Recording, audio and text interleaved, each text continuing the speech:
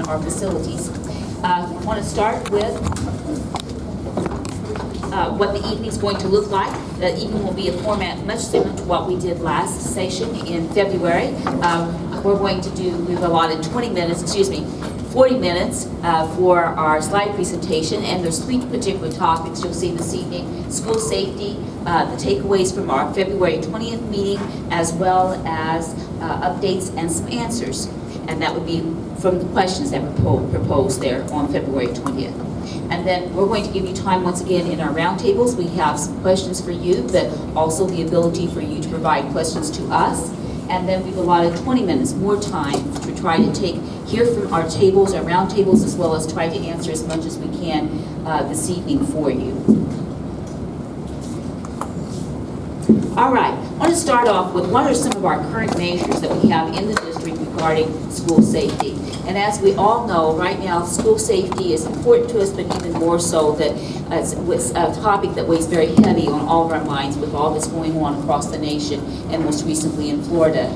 So the things that we currently have in place that we do feel good about and want to build off of, first we'll start with tightening our visitor entry protocol. And we just have our entries with our buzzing in system. We want to be very, confident in that system. We use that each and every day. But in addition to that, we are now adding a piece that's called intent to attend. And that's when we have classroom parties, we have events in our buildings such as grandparents, maybe lunch day, that they will, in a sense, provide information to that classroom teacher that they intend to attend. So we'll have actually a roster when they come on that given day, and then they will sign off against their name. Identification badges, we all wear those, and that's something that we have as staff members, but we have those as well for our substitute teachers and visitors. Visitors would be more of a temporary piece, but our substitute teachers, as they come in each day, that's something that we provide to them so that they're easily identified. Once again, controlled building access. We are funneling our guests through the front entry door, and that's where they should be buzzed in, and then at that time, our administrative assistants will be inquiring about what's their nature of business or what would they be doing there in the building today. Emergency management plan, that's a piece through ODE, Ohio Department of Education, and that particular piece is a plan that allows us to look at each building. Each building has its own specific plan. It's developed and coordinated through our building principals with our business director, Mr. Gary Pfister, and then that's something I help oversee as well, and that's submitted to the State Department. That is updated every year. And so that's a very important piece. The state now has also added an additional piece, which most recently, last fall, we began by doing a laptop, I think they call it a tabletop demonstration, and we involved EMS, we involved our local police department, and hazards. It was a very intense situation where we really took time to really go over a scenario and look at how we would handle that within our own district and how we would access those particular support services. Off-duty police presence. That's a very positive piece that is in our district that we really have come to greatly value. It's something that we have actually expanded on. We started this a few years ago. Most recently, we have really created an extended partnership with the city of police, the city of Tipp City, and we have a stronger presence in our buildings, all of our buildings every day. We also like how it serves as a deterrent because just having the police car sitting out in the parking lot just lets the community know that we have a police officer on hand in our buildings. It also allows our students to get to know our officers and not be afraid of police officers, see them as a friend and a helpful resource. Fire and tornado drills, that's something that's been going on for years and something that we are very diligent about. The state requires us to do 1 tornado drill each month and record that, and we do that, and then at the end of the year that is submitted, as well as tornado drills as we move into the spring pattern, that we conduct those as well. Safety lockdowns, that's a piece that's required by the state. We do 3 of those each year, and we do a variety of scenarios with those. We try to make that developmentally appropriate. We don't want to frighten children, but we do want to help them to learn about what are safe places, that it's important to stop, listen to teachers, and it helps with what our police department helps me to learn about. It's called muscle memory, so that when we are in more intense situations, it helps us think about what we can be doing. We do debriefings after each of these drills, and that has turned out to be a very great learning experience for us. I know we've got a group from Democratic tonight.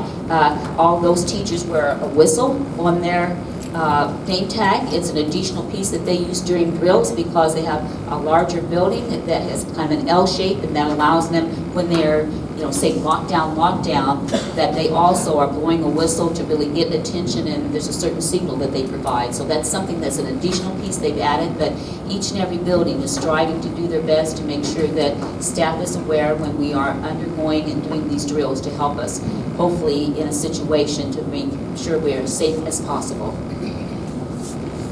Staff training. We have conducted what's called active shooter training. I know there's an ALICE program and it's comparable, but it's a little bit different. Same ideas, and our staff has been trained with that. Our police department has been very instrumental in that training, and it's something that we have ongoing.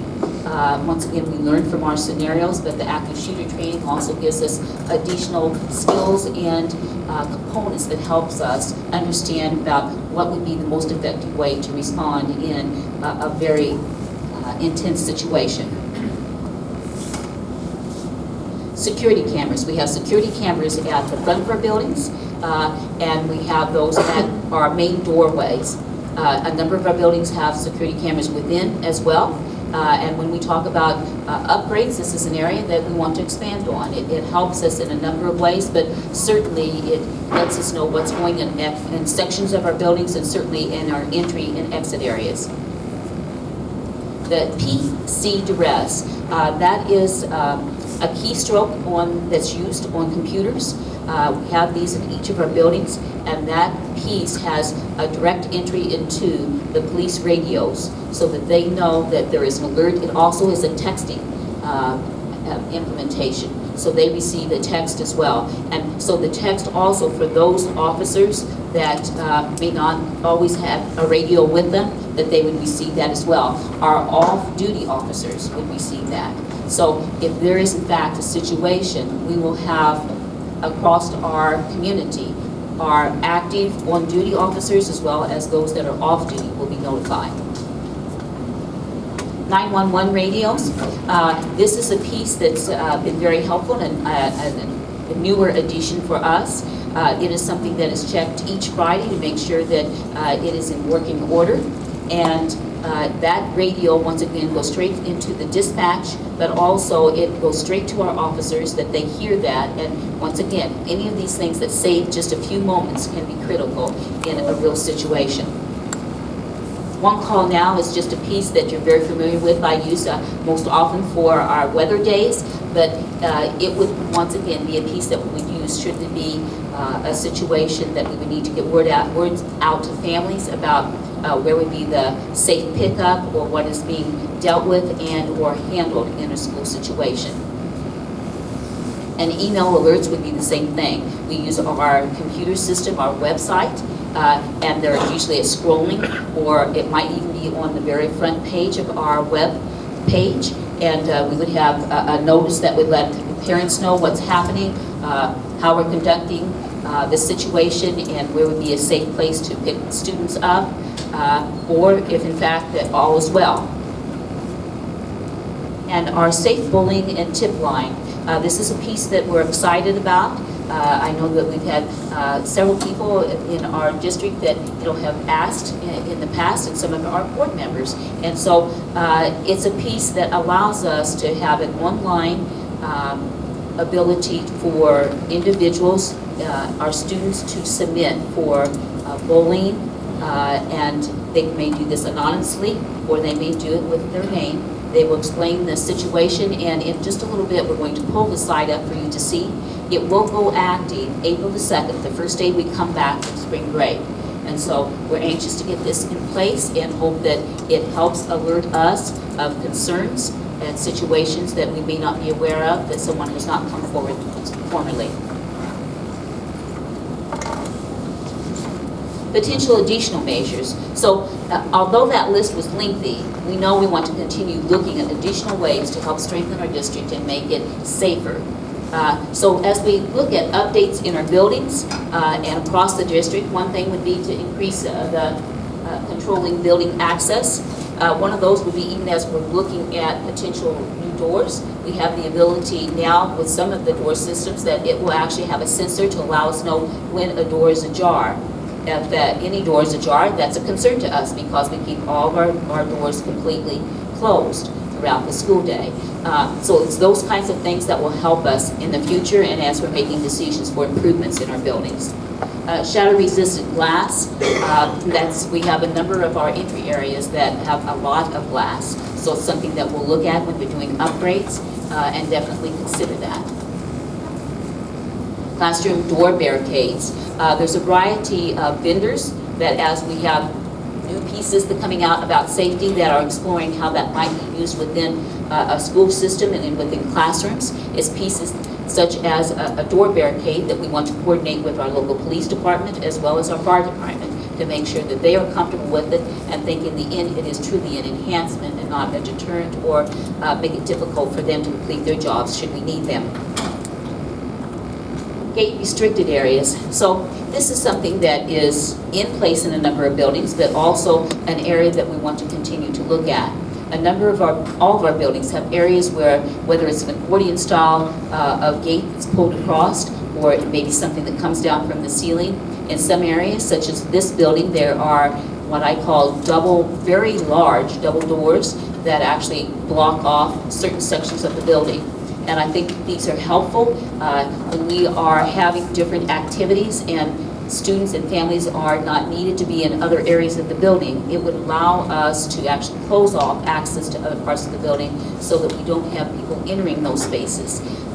Today we just have to be careful at all levels. Someone may bring something in, such as we say, if you see something, say something, such as a duffel bag that doesn't belong there. It's the same sort of thing, that if we do not have access to other parts of the building that's not used, then we just feel like that's more secure for both that evening or event as well as upcoming days.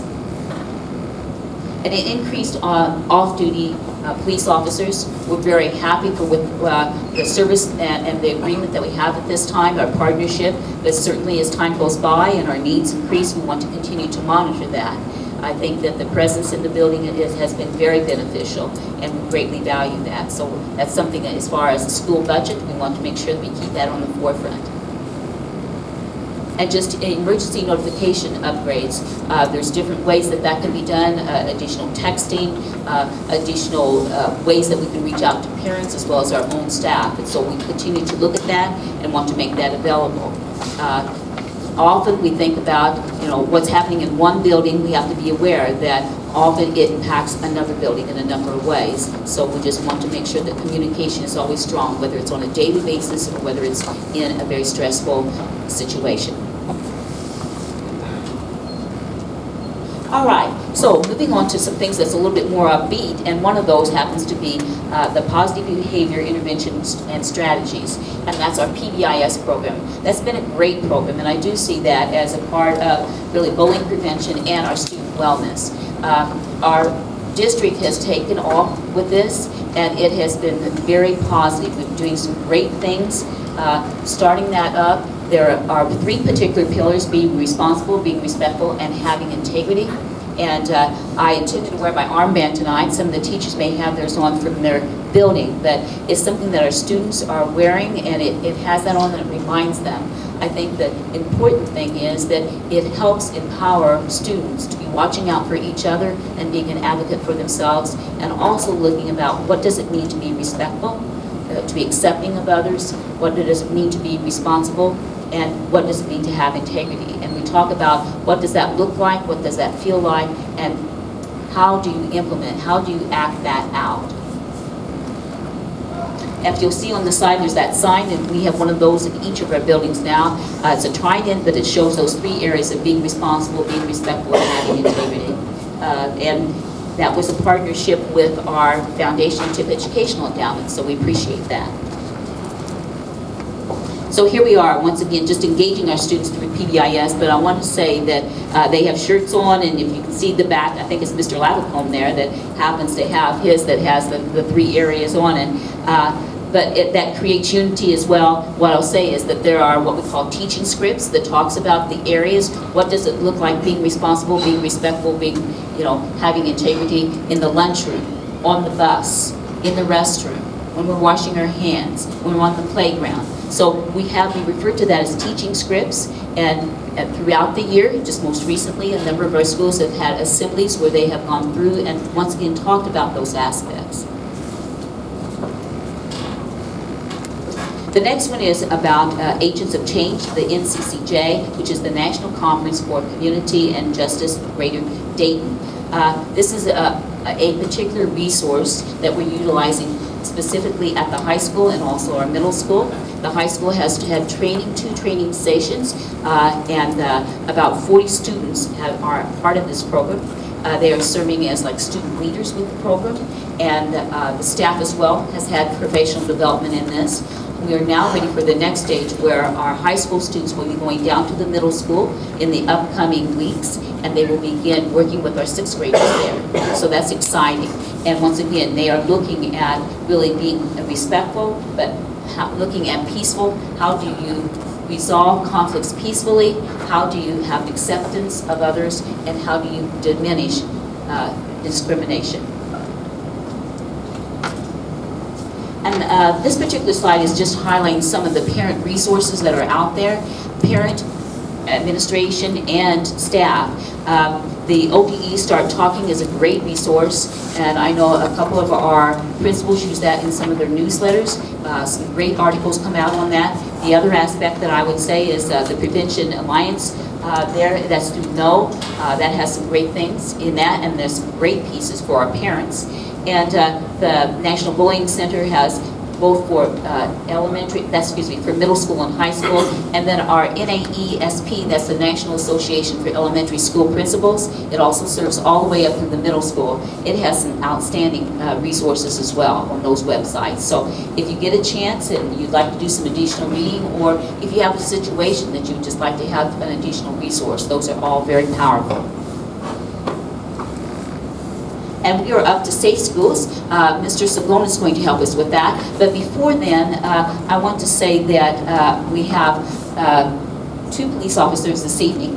We have Sergeant Chris Graham, and we also have our DARE officer, Officer Dan Rittenhouse. And so I'm very pleased to have them here.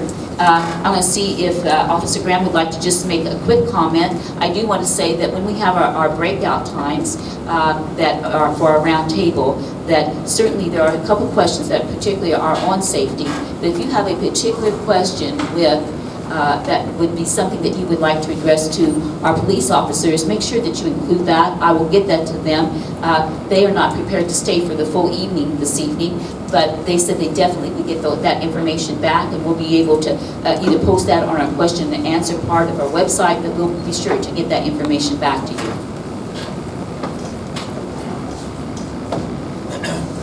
Thanks, Greta. My name is Chris Graham. I work for the police department, and I don't have anything prepared necessarily tonight, but I just wanted to maybe put a name with a face and let you know that I do the school safety kind of aspect. That's not to say that I'm the expert in it, but it's just one of my responsibilities there at the police department. And I kind of like to come to these meetings. It's a double-edged sword. It can be kind of risky. It can be kind of risky just putting myself or the police department out there for you guys. But I think it's helpful for you to know that we don't have this whole thing figured out. There's still portions of school safety and lockdown that I think we can do better, and really those suggestions come from you folks. It can come from the staff, but also the community members. If you have a question about the way we're doing things, I'm happy to answer that for you, kind of on a one-on-one level. I'd rather not put it out in a meeting like this specifically, or especially when there's news cameras here. But if we can be doing something better, if there's something we're not thinking about, it would come from you folks, I think. And so, like Greta said, I want to put myself out there for you. I want to give you perhaps email address or phone number or something so that you can contact me after this meeting. If a question is developed, for example, during your breakout session, and it can't be answered here tonight, I would like to hear it, really. And if there's a suggestion about how we can be doing something better, I would love to hear that too. Before, at least I leave, I don't know, Dan, are you staying? Are you leaving? Okay, so Dan will be here for the duration. Are there, I don't know if it's appropriate right now, but if there's questions that are burning for me, I'm happy to entertain those right now. And seeing none, if something comes up during your breakout, yeah, please let me know. Thanks, and we do appreciate the support. I'll take the vote. Okay. Hello, my name is Jim Scota. I'm the Network Administrator and Technology Integrator for Tipp City Schools. That means if it plugs in, I deal with it. I'm now going to share with you Safe Schools Alert. Safe Schools Alert is a tip line resource to be able to submit concerns about bullying, general tips, safety concerns, or positive things by sending kudos. There are 4 different ways in which you can submit a tip. Via the web, which I will show you here momentarily. There is a phone number you can call, a 6-digit code you can text, or an email address you can email. And anytime you submit a tip, it notifies the building administrator for the building you're submitting it for, and creates basically a system wherein we can track it and ensure that it is followed up with, doesn't get ever lost in the shuffle.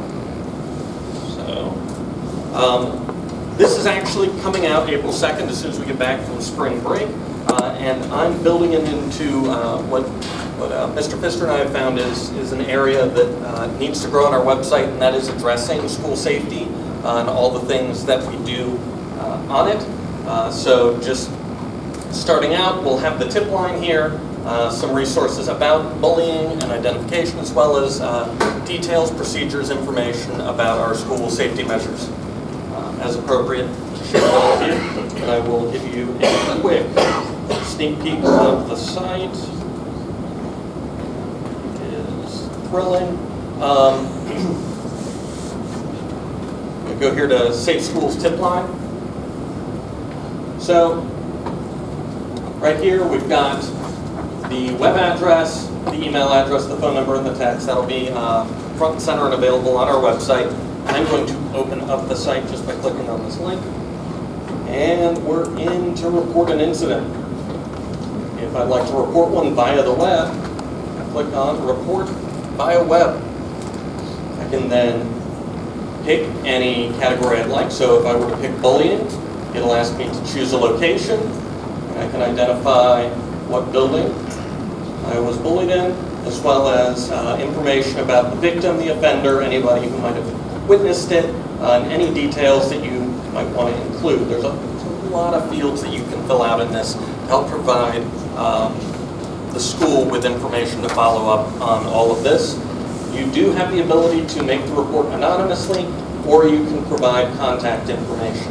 And again, when you submit one of these, it sends a notification to all the building administration so that it can be followed up upon. If you report it anonymously, you will be given a code that you can then go back into this website and check in on your ticket in this ticket access code and see what has happened. Even though you reported it anonymously, you can still check in and see what follow-through has been done. 911, yes. In case of emergency, Please call 911. Please don't submit a ticket in the case of an emergency. We're quick. We're not going to be that quick.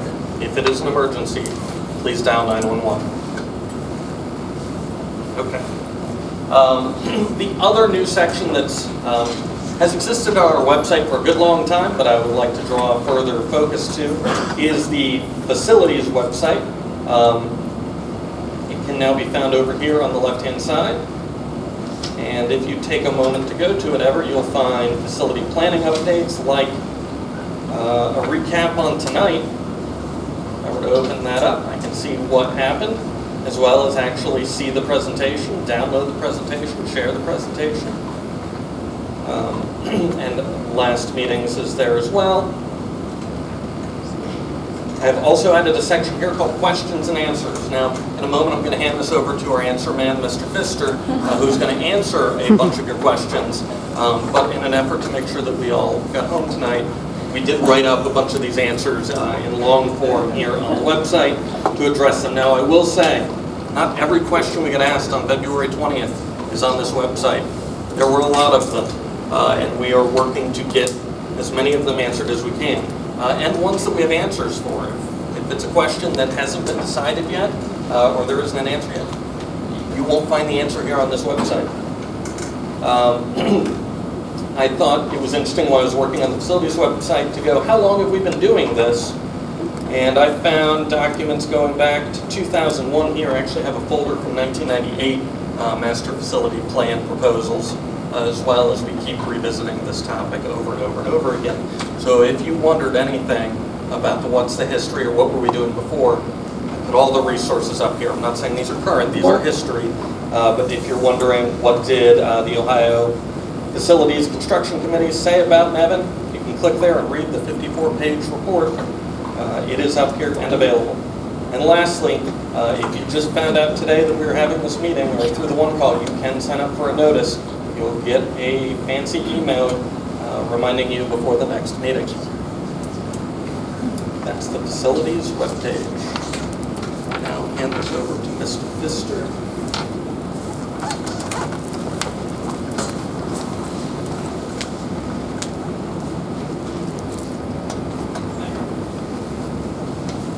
Okay, thank you, Mr. Sagona. I think he was alluding to, I was a little wordy last time, so I'm going to try to be a little bit more brief and on point. I don't want to rehash everything we went through a couple weeks ago, but we do want to share some takeaways and maybe answer some of the questions for you tonight as well. So some of the key takeaways. What we heard, what we felt and heard was that there was consistent support for what we were talking about as far as potential renovations for this building and for the middle school. We also heard that there was additional information needed on those plans, namely money. What's that cost going to look like? So we're going to address some of that for you here tonight as well. We heard questions and concerns about OFCC. I answered some of those at the end of that meeting. I'm going to try to go back through those a little briefer this time, but just try to give a little bit better understanding of what we're dealing with if we would choose to go down the path of OFCC. And we also heard a strong interest in potential new construction for pre-K through 3. As we stated that night, that was a need back in 2016. That need remains. If anything, it has gotten worse. So those are the key takeaways from that night. And now I need to find the clicker so we can jump to the next slide. Thank you. Okay, so reinvestment in current facilities. We heard, what's this going to look like to my pocketbook? What's this going to cost? So we talked last time about 2 phases of renovations this summer and next summer. To complete both of those phases, we're looking at an approximate cost of $7 million. To pay for that, we would finance that $7 million over 25 years. That's an approximate cost, again, of $420,000 based on current interest rates. Those of you that are in the finance world know that interest rates are going up, so that number could go up a little bit, or it could come down, depending on the scope of work and what our actual quotes come in for. Another thing we heard was, well, if we're going to put that kind of money into these buildings, what kind of life can we expect out of these buildings? I feel strongly that we will get 30 years out of those buildings. Now, that's not to say we're not going to have to put money into these buildings. As with your house, you just don't do a renovation and let it sit for the next 30 years and don't put another nickel into it. You're going to have to consistently update, maintain, fix, whatever needs to happen to keep our buildings in the shape that we need them to be in. So again, none of these are finalized numbers. They're somewhat tight budget numbers.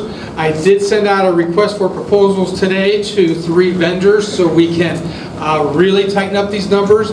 And my hope is to have a proposal to our Board of Education at the April 9th meeting to move forward with these renovations. We also heard, what's this look like versus a new construction cost?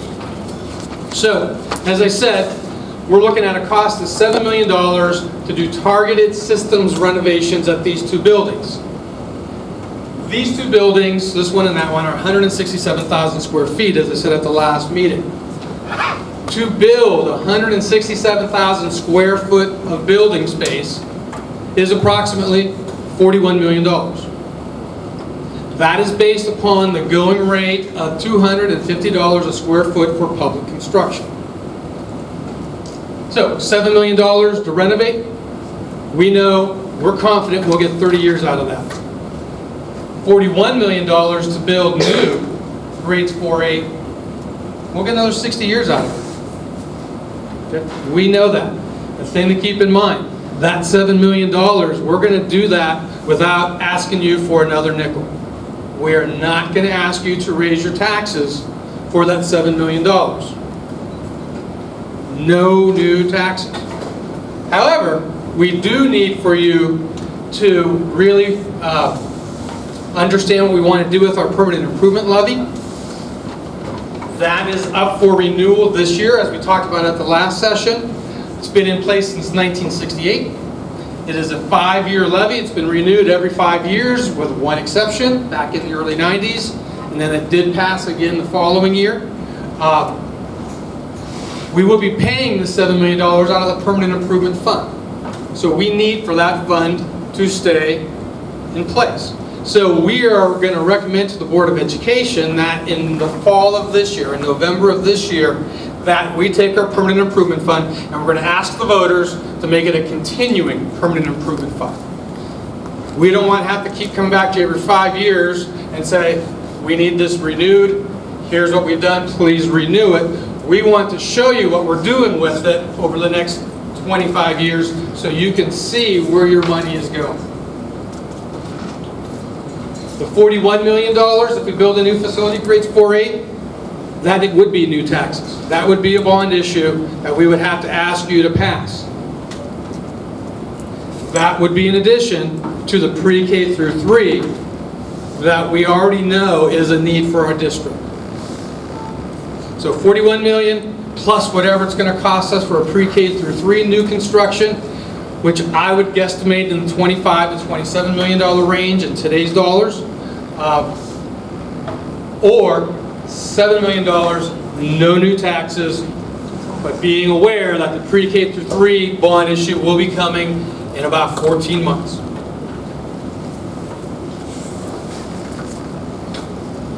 Another question we heard.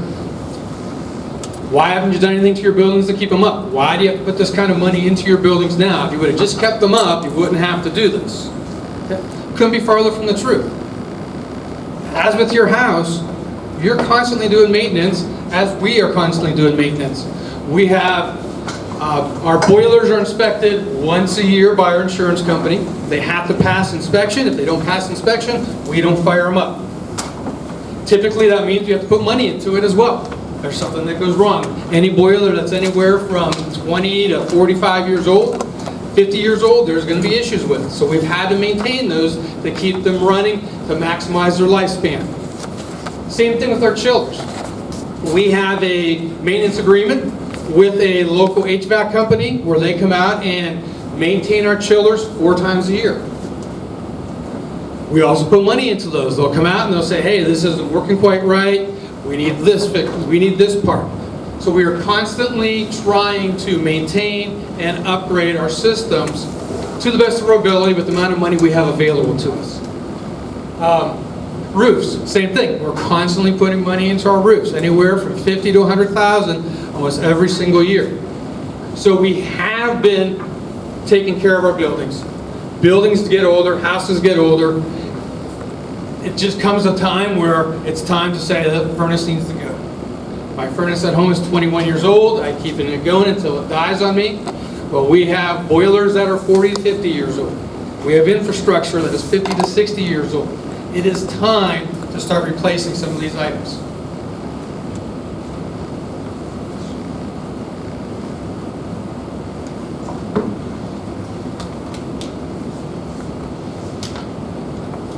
Another question we heard was about athletic facilities.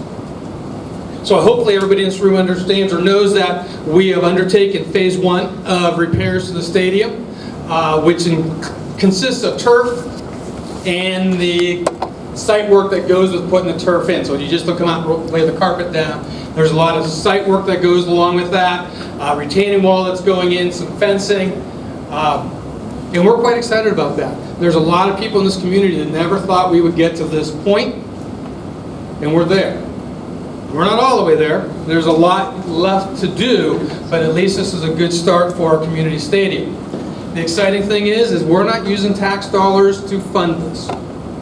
We're using our Premier Health dollars, and we're using Tipp Pride Association and the funds they have raised. So phase 1 again is turf and the associated site work, retaining walls, fencing, and that's it. Before any other phases get done, the money has to be in hand of Tipp Pride Association. If Tipp Pride Association doesn't raise another nickel, unfortunately, all we're going to have is turf. I think Tipp Pride is going to do a good job of going out there and raising the funds, but I just want to be clear, we're not using school dollars on this stadium. Gymnasium space is another discussion that has to be had at these future community engagements. Anybody that has children that participate in community services basketball during the winter months, indoor drumline, indoor winter guard, any of those groups we have that are great opportunities for our kids know that getting into a gym is next to impossible.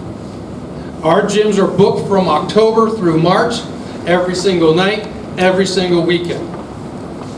That includes Broadway Gym, and that includes even Nevin Gym, which isn't very big. We make use of every space we have. So if we're going to be taking Broadway and Nevin offline and constructing a new pre-K through 3, we're losing the gym at Broadway for sure, potentially the multi-purpose room at Broadway, and also the small gym at Nevin. We need to have some serious discussions in this community about what we do for gym space. It is a need that I think our community values. We have a great community services program that schedules all these events, but it is something that we are going to have to address as we move forward. I don't have any other answers for you on gymnasium space other than it is something we will be discussing. Another question. A few years ago, we said TMS was not worth saving, and I addressed this a little bit at the end. Also 3 weeks ago, so I'll try not to be as wordy about it. But basically, back in May of 2015, the board at that time was getting ready to approve a bond issue to build a pre-K through 8 building. In May of that year, 3 weeks straight, we got hit from the OFCC with different requirements that we weren't aware of, that weren't shared with us. The final one was when they told us, hey, your high school's too big. You can put your 7th and 8th grade up there and don't have to make any changes. That's how big it is. Since it's that big, we're not going to co-fund 7th and 8th grade. At that point in time, the board said, what? Are you kidding me? They were going to be asked to make the commitment to move forward with pre-K-8 construction, and a week before they were going to do that as a board, the OFCC told them that. We're not going to co-fund 7th and 8th grade. And again, we said, you didn't help us build our high school. Our community dug deep, voted to do it themselves, and we didn't ask you for a nickel, you didn't give us a nickel, and now you're telling us, well, it's too big. We're not going to give you money for 7th and 8th grade, because they want 7th and 8th grade in that building. Not in addition to that building, they want them in that building, along with 34 6th graders. So at that point in time, we, as an administration and as a board, said, no, we're not going any further. This isn't something we can live with as a district until we get more information. After many meetings with the OFCC people, they explained it to us quite well that no matter what our complaints were, too bad. We have a formula. Our formula says what our square footage is. Your square footage is too much. At that point in time, we looked at the pre-K 3 construction as phase 1. We said our 4-8 was going to be phase 2. We didn't know really what that phase 2 was, and we moved forward. We now know what the 4-8 should look like, and that's why we are back to working with TMS and LT Ball. And again, as I said at that meeting, I believe strongly both of these buildings are excellent buildings that deserve to be saved and can serve this community very well for the next 30+ years. The average square foot counts, as I mentioned. Back on that page, that slide, let me see if I can get back to it real quickly. This slide. So we currently have 167,000 square feet. By the OFCC standards, if we wanted to rebuild for grades 4 through 8, they would only co-fund 121,000 square feet. So if we said we wanted to build a new 4 through 8 building, we are going to lose 46,000 square feet because of their formula. Okay. Trying to move it. Sorry, we're hitting on this a little bit. As we said, we've seen co-funding percentages from the state anywhere from 25 to 31%. That number changes every single September. They let us know in September, hey, we're going to co-fund you at 25%. The next year it could be 28, could be 30. It changes every year. The problem with that is we don't know what our percentage is going to be until they say, we're ready to give you money. And we don't know when that would be. So, our hurdles, that percentage, 25 to 31%, is based upon our district wealth calculations.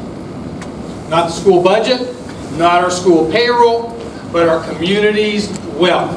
Our community, in the state's eyes, is considered a very wealthy community. That's why our percentage is where it is at. Many of the schools that had their facilities constructed first were getting 80 to 90% co-fund. They've worked their way down to the wealthier districts, and you can see where we're at with our percentage. The waiting game for our students, as I said the last time as well, they can't tell us when they're going to be ready to give us money. On the frequently asked questions page, I've gone into a little bit more detail that you can read there. It kind of explains some of the waiting game reasons, and basically it's other districts that can jump back in line in front of us.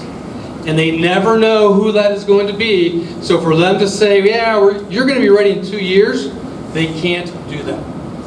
So we're left to wait to figure out when we're going to be eligible for our money. Design manual standards. It's a hurdle, but it could be a good thing as well. They're there for a reason. They're very good standards as far as building, but they're also very limiting as well. We are limited to a certain amount of square footage per child. For a K-5 child, they allow us 100 square foot per child. For middle school kids, it's 135 square foot per child, and for high school, it's 166 square foot per child. They say you should have 25 kids minimum in every single classroom, every single period. Not really feasible.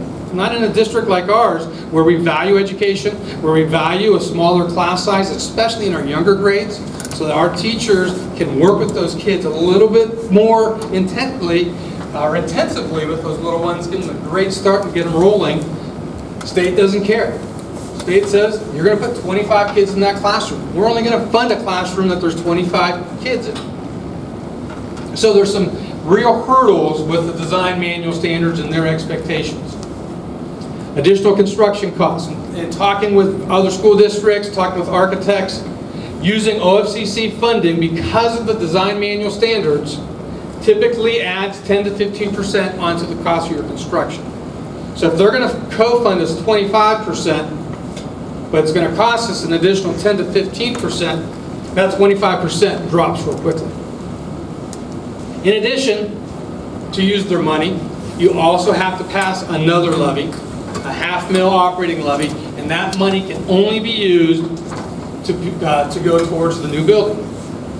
It's kind of limiting for districts like us, where we've had a community that since 1968 has passed a permanent improvement levy that we can only use for capital projects. They don't care about that. They're telling us, you got to pass that $500,000 operating levy as well. So you add that in with the extra construction cost, that 25% gets whittled down real quick, and then us as a community, as a district, have to really say, boy, we don't know when we're going to get this money.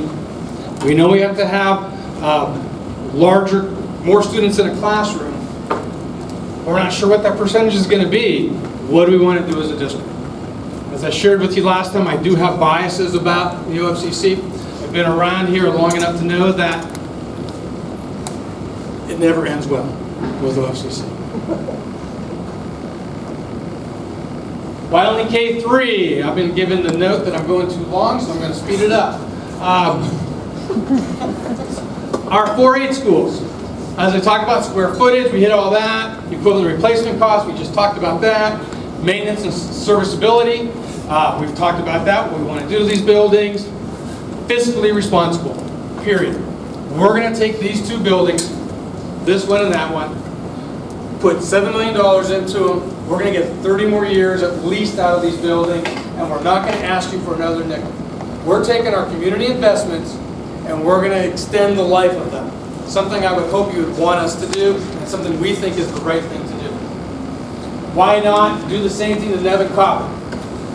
We hit these issues before. We have asbestos ceilings in the classrooms, cost us extra money to repair any sort of leaks, plus we have to vacate the room. Boiler maintenance, we don't have a boiler in that building. The boiler is at, the boiler is at the bus garage. There's no place within that building currently constructed to put boilers inside that building. The gymnasium is shared with the lunchroom, so we can have PE in the morning, we have PE in the afternoon, but we've got to close it down, bring out the tables, clean the tables, get PE going again. So we'd have to address the gymnasium needs. So those needs need to be addressed before we can even start addressing some of the similar things we want to do for these buildings. Broadway, we talked about the structural issues. We've talked about the utility tunnels and the mess that is, trying to get people to go down in there, trying to get contractors to go down there and work. All the utilities in there are the original to 1954 when that was built. So we got 60-year-old infrastructure in there. Again, those would need to be addressed at a minimum before we can even start looking at some of these other same items we're doing at LT in the middle school. And that's it for me. I hope I provide a little bit more information for you. And the roundtables, if there's any more questions, we can address those then. I'm going to turn it back over to Dr. Kump, and she's going to lead us through the next part. All right. We're going to, is this on? No. Shout. Oh, I'm fine. I can shout. We're going to move to roundtable time now. We have a paper that we're going to be dispersing around. I think maybe Mrs. Robinson has that for us, but we'll have that with each of our tables. Those of you that are, I'm going to say, 2 or 3 at a table, I'm going to ask you to join one of the other tables we've got so that we can have a little bit larger group. So if you'll gravitate, and if I see that somebody that's kind of lonesome, I'll ask you to join somebody else. But I think probably this evening, yeah, I want to say probably more like 10 tables. And we're going to give you 7:40.